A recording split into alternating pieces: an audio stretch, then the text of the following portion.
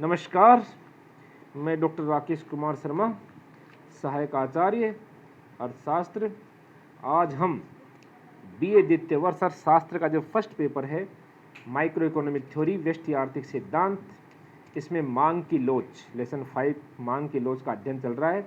और मांग की लोच की परिभाषा मैंने पिछले चैप्टर में भी पिछले स्लाइड्स में बताई थी कि मांग की लोच मांग कीमत में परिवर्तन होने पर मांगी गई मात्रा में होने वाले परिवर्तन का माप मांग की लोच कहलाती है। यानी कि कीमत में जो परिवर्तन हो रहा है, एक बार फिर बता रहा हूँ, कीमत में जो परिवर्तन हो रहा है उसके अकॉर्डिंग मांग में जो परिवर्तन होता है उसकी माप मांग की लोच कहलाती है। यह 4 प्रकार से मांग की लोच का मापन किया जाता है। नंबर 1 प्रतिशत विधि, आनुपातिक विधि, ज्यामितीय विधि, कुलव्यय विधि।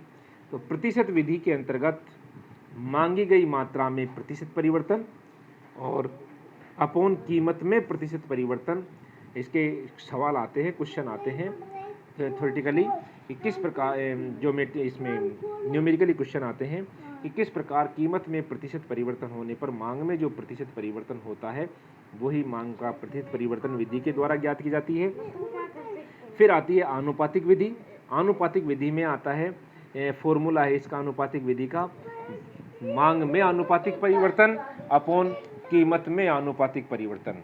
मांग में आनुपातिक परिवर्तन और कीमत में आनुपातिक परिवर्तन को यदि हम सॉल्व करें तो मांग में परिवर्तन अपॉन कीमत में परिवर्तन गुना प्रारंभिक कीमत बटे प्रारंभिक मांग, ये इसका फॉर्मूला है और इसके द्वारा इसके सवालों को हल किया जाता है आनुपातिक विधि में।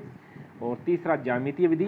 ज्यामितीय विधि में मांग की जो लोच है वो बिंदु विधि के द्वारा ज्ञात की जाती है और इसका जो फॉर्मूला है वो आता है नीचे का क्षेत्रफल अपॉन ऊपर का क्षेत्रफल। कि नीचे के क्षेत्र रेखा किसी बिंदु पर रेखा वक्र के किसी भी बिंदु पर मांग की लोच ज्ञात करने का जो फॉर्मूला है वो नीचे का क्षेत्रफल अपॉन ऊपर के क्षेत्रफल के द्वारा मांग की लोच ज्ञात की जाती है। इसके अतिरिक्त कुल व्यय विधि भी आती है कि कुल व्यय विधि के द्वारा किस प्रकार से मांग की लोच ज्ञात की जाएगी। कुल व्यय विधि के द्वारा मांग की लोच ज्ञात करने के कारण कुल व्यय और मांग की लोच में संबंध भी बताए जाते हैं जो कि सबसे पहले मार्शल ने प्रतिपादित किए थे और इसमें परिवर्तन का आकलन किया जाता है। कुल व्यय किसी वस्तु की कीमत में परिवर्तन होने पर यदि कुल व्यय स्थिर रहे तो मांग की लोच इकाई के बराबर होती है। यदि किसी वस्तु की कीमत में परिवर्तन होने पर कुल व्यय बढ़ता है तो मांग की लोच 1 से अधिक होती है और यदि किसी वस्तु की कीमत में परिवर्तन होने पर कुल व्यय घटता है तो मांग की लोच 1 से कम होती है। तो ये मांग की लोच और कुल व्यय के मध्य संबंध बताया गया था। क्या संबंध है कि किसी भी वस्तु की कीमत में कमी या वृद्धि होने पर कुल व्यय यदि स्थिर रहता है तो मांग की लोच इकाई के बराबर, यदि कुल व्यय बढ़ता है तो मांग की लोच 1 से अधिक, यदि कुल व्यय घटता है तो मांग की लोच 1 से कम। और इस प्रकार ये ज्यामितीय विधि के कुल व्यय विधि के द्वारा मांग की लोच ज्ञात की जाती है। तो मांग की लोच ज्ञात करने की 4 विधियाँ थी, प्रतिशत विधि, आनुपातिक विधि, ज्यामितीय विधि और कुल व्यय विधि। प्रतिशत विधि में फॉर्मूला है कीमत मांग में प्रतिशत परिवर्तन अपॉन कीमत में प्रतिशत परिवर्तन। आनुपातिक विधि का है मांग में आनुपातिक परिवर्तन अपॉन कीमत में आनुपातिक परिवर्तन।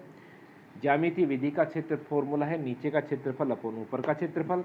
और कुल व्यय विधि का फॉर्मूला है यदि परिवर्तन होने पर कीमत में परिवर्तन होने पर कुल व्यय स्थिर रहे तो मांग की लोच इकाई के बराबर, यदि कुल व्यय बढ़ता है तो मांग की लोच बढ़ेगी और यदि कुल व्यय घटता है तो मांग की लोच घटेगी, 1 से कम होगी। इस प्रकार ये मांग की लोच को ज्ञात करने की 4 विधियाँ थी और इसके बाद अपन नेक्स्ट मांग की लोच का अध्ययन नेक्स्ट स्लाइड में करेंगे। तब तक के लिए धन्यवाद।